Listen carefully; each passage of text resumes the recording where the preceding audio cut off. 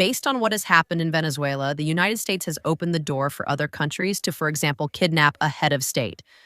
And absolutely nothing happens here. Yes, well, the United States may be able to impose sanctions, but it's becoming more and more noticeable and more obvious.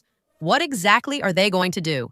Who the United Nations so? From here, we're watching the actions of the United States, but we also have the Russian side, which will now necessarily be closer and closer to the Chinese side. I mean, if we're talking about Russia, Iran, Russia, Venezuela, Russia, other kinds of countries, we should never forget the Russia-China side, which is by no means comparable to the previous ones. I mean, Russia and China. From now on, they're not just allies, not just friends. They're practically like brothers who will have to face the United States at some point. They probably won't do it directly because under these conditions, it's not possible, or at least it shouldn't be possible.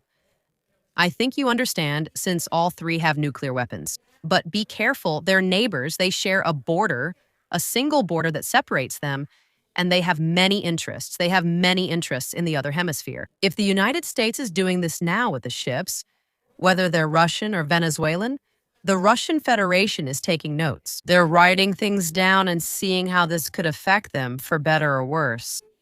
Taking into account the situation, the needs, and the interests of the country in the opposite hemisphere, and it could also be, in part, the Western Hemisphere, because Russia also has its interests there. From now on, whatever Russia does in Ukraine, who will call them out?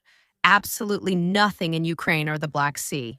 And therefore, the issue of Taiwan is still coming up. And we'll see exactly how China is going to act there. What support will the Russian Federation provide? Because since they are two countries that share a land border, everything will be much easier. Just like, for example, in the case of NATO.